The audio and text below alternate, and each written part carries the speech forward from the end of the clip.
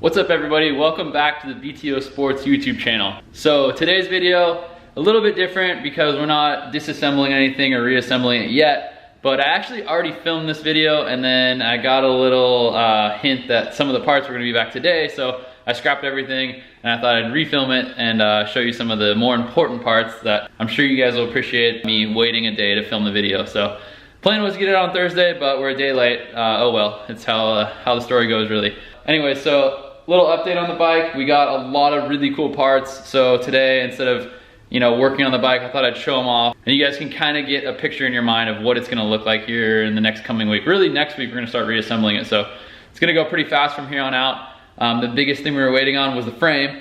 And guess what? It's done. So had the frame powder coated this time black, as well as the subframe and the swing arm. The reason that we went with powder coat this time versus anodized, on the 450L I actually anodized the frame, and some of the more smoother surfaces that kind of bled out and it didn't really look the way I really wanted it to, which we kind of got lucky because it was underneath the gas tank so you can't even see it, but didn't really want to take that risk again. And also this frame being a 16-year-old bike, it really wasn't in a good shape, obviously. Like there was a lot of nicks and a lot of burrs on some stuff, so we wanted to go with a little bit more consistent finish with the powder coat.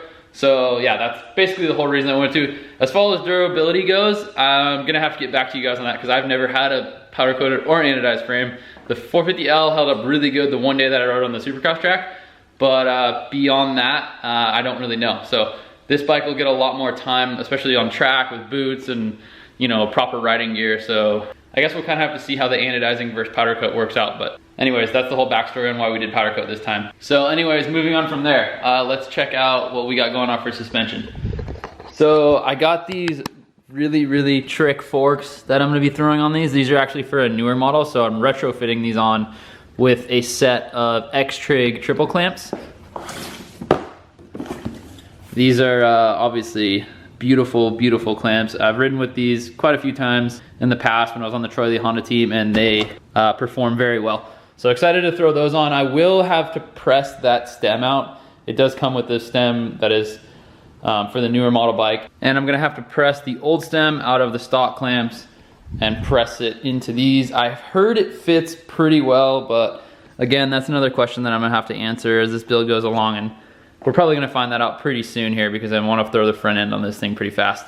So moving on from that, we went ahead and got I think this is like the 14 to 17 year front number plate and front fender. I went with that because with these clamps, obviously the number plate mount and the front fender mount are gonna be different, so had to kind of step it up from there. And then we have a set of black plastics here, so you can kind of see what direction the bike's going in.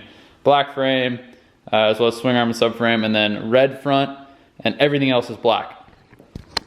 If I could talk to the 15-year-old me, I would be very disappointed in myself that I'm building a two-stroke with black plastics, but I guess things come around and so do styles. So, and the graphic kit that we're gonna be doing this thing is really gonna kind of tie all the different colors that we have going on, and there's definitely gonna be some surprises. So I can't emphasize how much you guys should subscribe to this channel, my channel, and follow the rest of the build because it is gonna be rad. But I have a few more parts to show you guys. So I had the option with this radiator hoses to either go with red or blue, and obviously OEM black, but I thought it'd be cool, kind of a little throwback for me to run the blue because that's what we always ran on the 250s on the Troy Lee Designs Lucas Oil Honda team.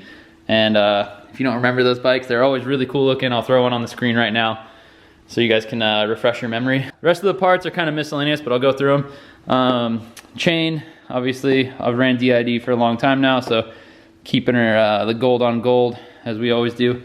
And then PC throttle tube because I don't want to use the stock one. I think it's a little rusty, and not rusty, but a little bit corroded, and I don't want to risk that and have a nice good feel to it. Went ahead and picked up some black parts from Works Connection. BTO helped me out with all this stuff, so thank you, BTO. These are the chain blocks.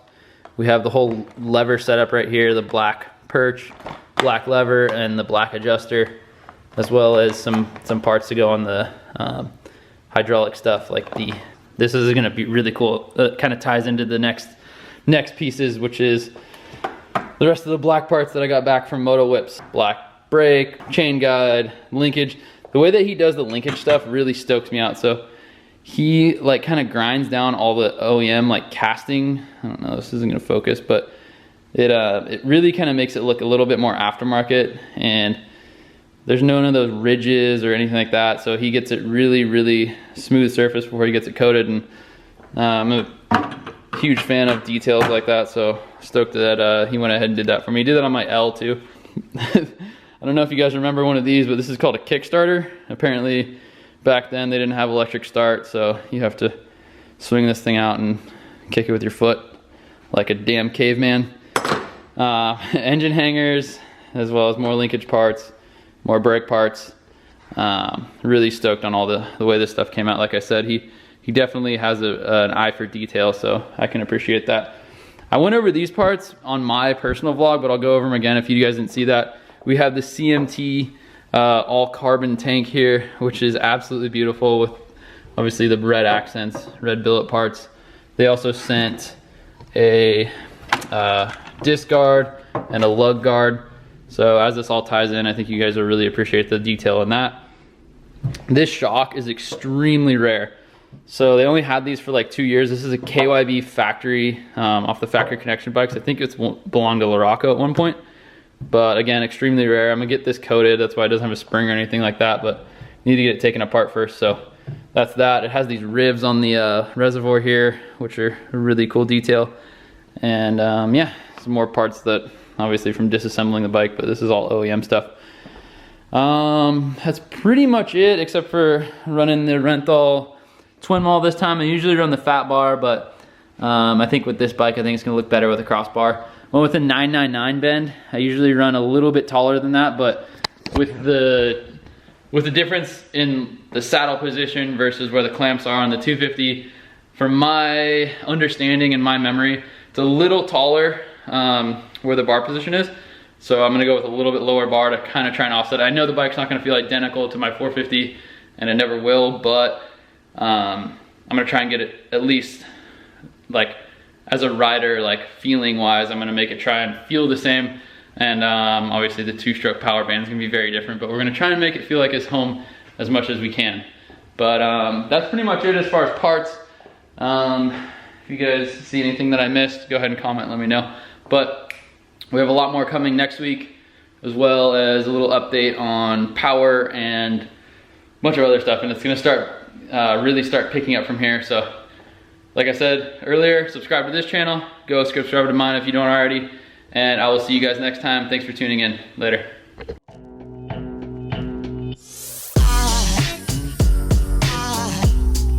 Aside from my soul.